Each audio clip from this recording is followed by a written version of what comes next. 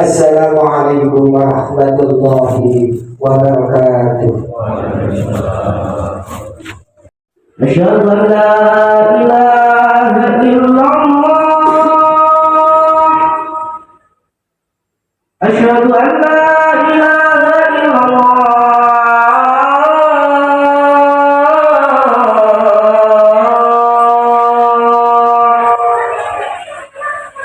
Hayya 'alal falah.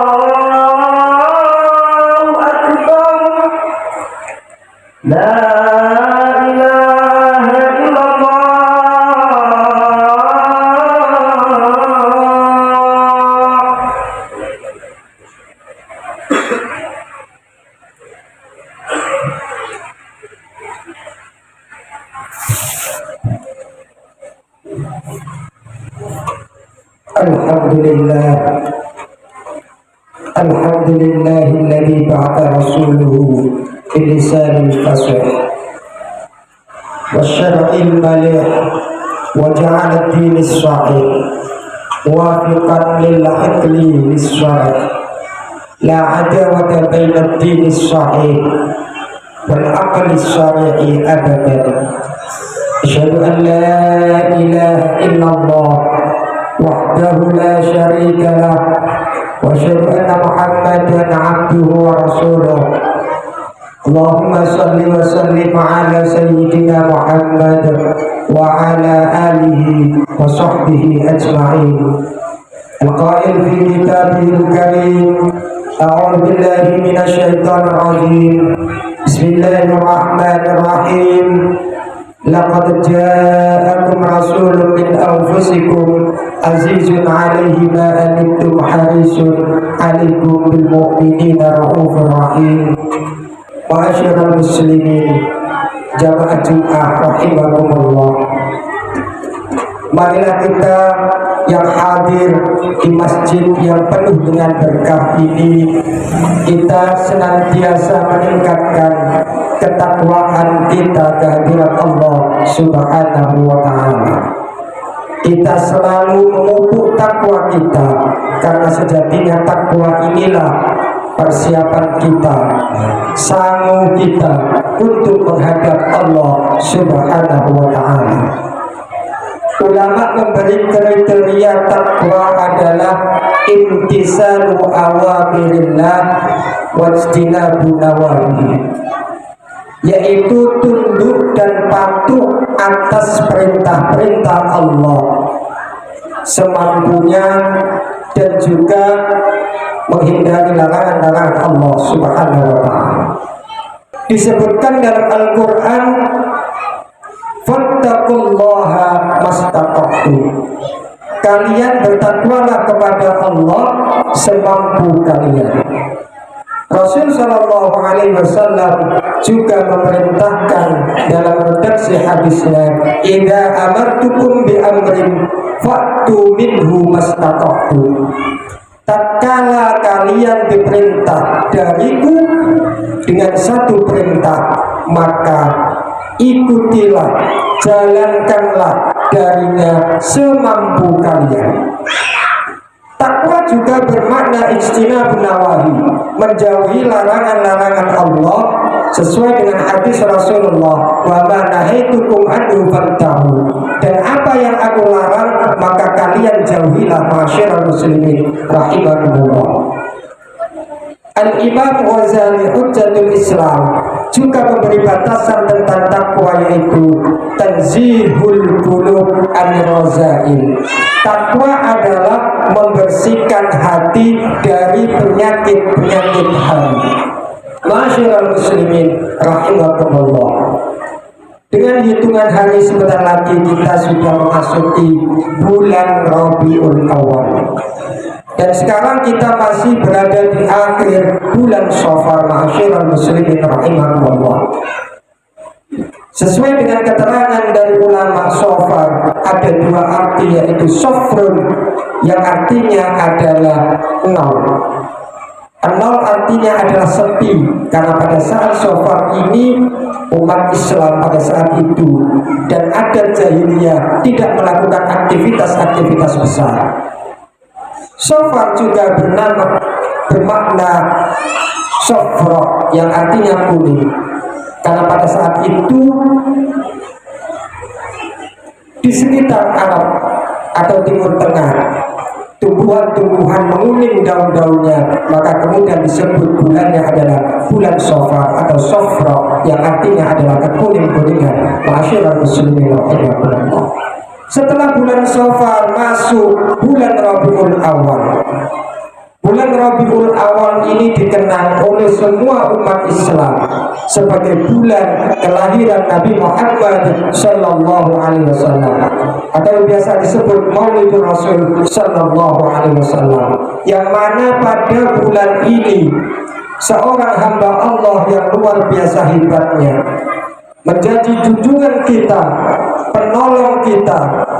Beliau juga mendoakan kita pada masa menghadap Allah Subhanahu wa ta'ala tatkala Mi'raj, tatkala berhadapan dengan Allah.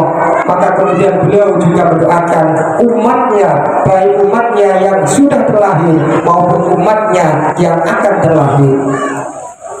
Dalam redaksi ketika kita sholat, yaitu ketika Rasul sallallahu alaihi wasallam mengucapkan at-tahiyyatul mubarakatus shalawatut thayyibatu lillah. Ini adalah salam Rasulullah ketika berada di Sidratul Muntaha bertemu dengan Allah Subhanahu wa taala. Maka kemudian redaksi selanjutnya ada kalimat assalamu alaina wa ala ibadillahi sholihin. Salam keselamatan bagi kami para nabi dan juga hamba-hamba Allah yang muslim, yang mukmin. Kemudian disebutkan dalam redaksinya seperti dalam tahiyat tadi. Ma'asyiral muslimin rahimakumullah. Maka ketika beliau sudah mendoakan kita sebelum kita ada di dunia ini, maka tak salah ketika kita kemudian menghormati Rasulullah dengan apa? Memperingati hari kelahirannya. Ma'asyiral muslimin rahimakumullah. Mengapa kemudian hari kelahiran Nabi Muhammad kemudian diperingati oleh umat Islam? Logikanya sederhana, ma'asyiral muslimin rahimakumullah. Kita memiliki anak, tatkala anak ini sudah beranjak besar, sering kita mengadakan ulang tahun kelahiran anak. Anak yang kita sayangi, yang kita sukai, yang kita bahagia karena kedatangan anak ini. Padahal kita tahu anak-anak kita ini belum kita paham apakah besok itu bisa menyelamatkan kita. Apakah besok anak-anak kita ini bisa kemudian menolong kita di akhirat? Belum tentu juga. Tapi sudah kita peringati hari lahirnya. Kenapa? Saking senangnya memiliki anak. Nah, ini ada orang yang sudah pasti akan menolong kita dan sudah mendoakan kita dan sudah berjuang untuk umat Islam, yaitu Rasul Shallallahu Alaihi Wasallam. Kemudian kita tidak mau memperingati hari lahirnya. Padahal hari kelahiran Nabi Muhammad ketika diperingati dengan kajian-kajian, isinya juga membaca Al-Quran, membaca sejarah Nabi Muhammad Sallallahu Alaihi Wasallam, dengan membaca Maulid Bidah, dengan membaca Maulid Simtud Durab. Isinya adalah tentang sejarah Rasul Sallallahu Alaihi Wasallam. Maka tak salah, ma'asyiral muslimin rahimakumullah, kemudian di masjid-masjid diadakan peringatan Maulid Rasul Sallallahu Alaihi Wasallam. Ma'asyiral muslimin rahimakumullah. Beliau Rasul Sallallahu Alaihi Wasallam tatkala berdakwah tentang agama, terutama spesifiknya adalah agama Islam, karena Nabi Muhammad adalah Nabi yang mengikuti milah Nabi-Nabi sebelumnya. Milah dalam arti peradaban Nabi-Nabi sebelumnya, yaitu terutama Nabi Ibrahim. Masyaallah muslimin rahimakumullah. Maka kemudian dakwahnya Nabi Muhammad sallallahu alaihi wasallam yang meneruskan Nabi Ibrahim alaihi salatu wasallam ini tidak bertentangan dengan fitrah manusia. Maka kemudian ada beberapa poin dakwah Rasulullah yang disampaikan pada masa kehidupannya. Yang pertama adalah agama Islam adalah agama fitrah, artinya sesuai dengan fitrah manusia. Ketika kita diciptakan, maka kita harus mensyukuri atas penciptanya. Maka kemudian kita selalu beribadah, melaksanakan sholat 5 waktu. Ini adalah bentuk syukur kita karena kita diberi iman Islam oleh Allah sang pembuat kita. Yang kedua, ma'asyiral muslimin rahimakumullah, Islam tidak menentang ataupun melarang hal-hal yang menjadi fitrah manusia, tapi Islam hanya mengatur fitrah-fitrah ini agar tidak bertabrakan dengan syariat agama Islam. Yang ketiga, ma'asyiral muslimin, ketika laki-laki menyukai perempuan, ini adalah fitrah. Tapi ketika tidak diberi batasan oleh agama, maka akan terjadi sesuatu yang sangat luar biasa. Kumpul kebo, ada anak tapi tidak tahu siapa bapaknya. Padahal diawali dari fitrah, suka sama suka, laki-laki suka perempuan, perempuan suka laki-laki. Tapi ketika tidak dibatasi dengan agama, maka terjadi yang namanya perzinahan.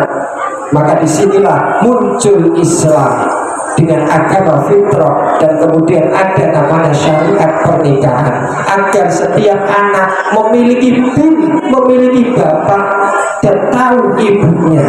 Inilah fitrah manusia.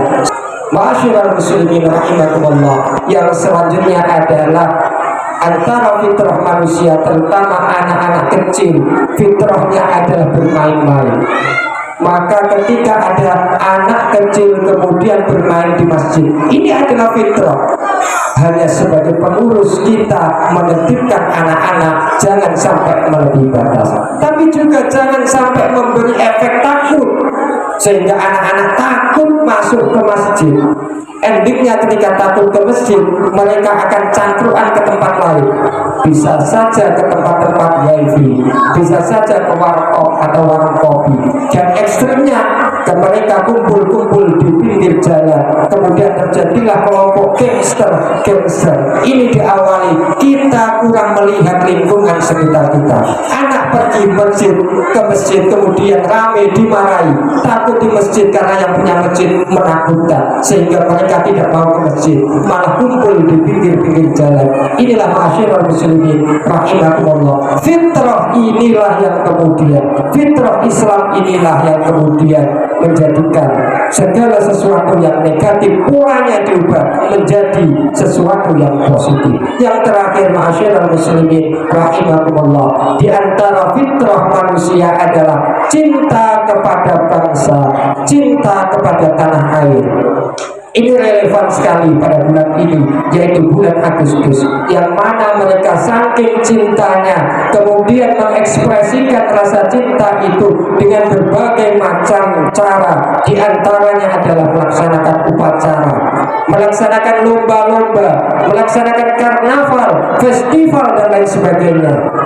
Syariat hanya mengarahkan terwujudnya acara ini dengan ekspresi-ekspresi yang benar, yang tidak melanggar aturan agama. Ekspresi boleh melaksanakan karnaval asal tidak kemudian melanggar. Ketika karnaval kemudian tidak melaksanakan sholat, ini adalah sesuatu yang kebablasan. Maka kemudian Islam membatasi bagaimana caranya tetap cinta tanah air, tapi juga tidak menabrak ajaran syariat agama Islam. Mengadakan satu acara pentas seni untuk kegiatan HUT kemerdekaan tidak ada masalah, kadang ada kupon.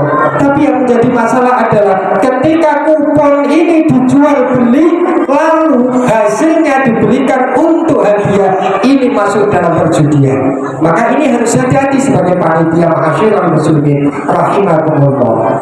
Tidak ada masalah dengan kuponnya.